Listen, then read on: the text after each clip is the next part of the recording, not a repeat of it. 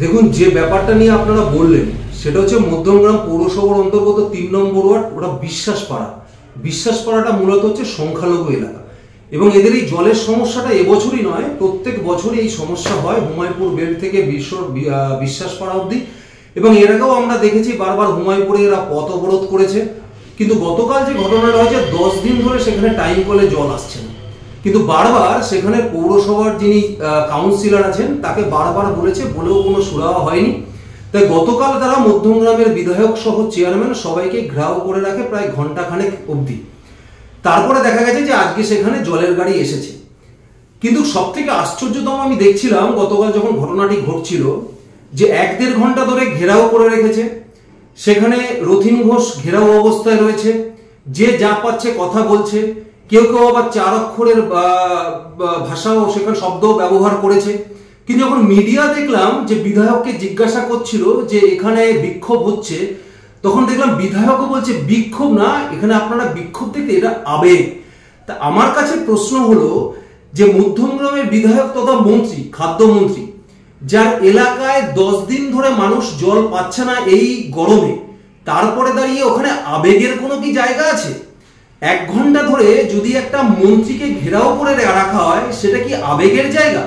সেখানে বিক্ষোভই চলছিল।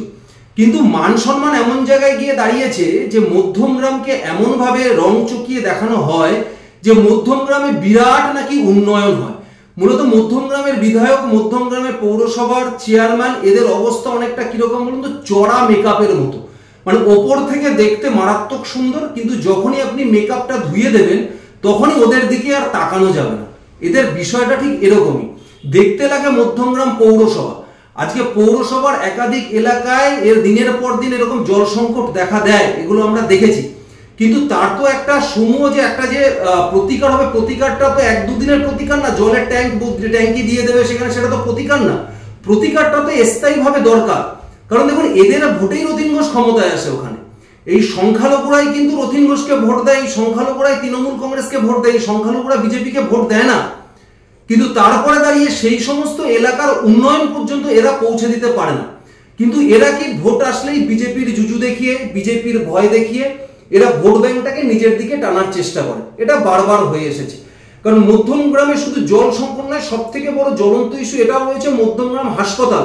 তৃণমূল কংগ্রেস ক্ষমতায় আসার পরে একাধিক নার্সিংহোম মধ্যমগ্রামে গজিয়ে উঠেছে, কিন্তু মধ্যমগ্রাম হসপিটাল সিপিএম এর আমলে যা ছিল তার থেকেও খারাপ অবস্থা হয়েছে। এখন যারা যারা যায়, যে সমস্ত পেশেন্টরা যায় মধ্যমগ্রাম হসপিটালে, তারা কিন্তু উপভোগ করতে পারে যে কি পরিস্থিতি হয়েছে। সুতরাং এই বাইরে রং চকিয়ে সারা রাজ্যে যেরকম নীল সাদা রং করিয়ে বেরিয়েছে দিদি, সেরকম মধ্যমগ্রামেও এই ওপর দিকে রং চড়িয়ে বেড়ায় এই মধ্যমগ্রামের বিধায়ক। বাকিটা এখন ওখানকার মানুষ বুঝবে, তারাই তো রথিন ঘোষকে ভোট দিয়েছে। এখন তারা রথিন ঘোষকে আগামী 2026-এ ভোট দেবে কি দেবে না, তারাই ঠিক করবে।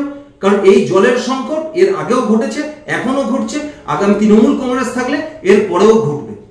ধন্যবাদ। সুব্রত ঘোষ, বারাসাত সাংগঠনিক জেলা যুব মোর্চার সাধারণ সম্পাদক।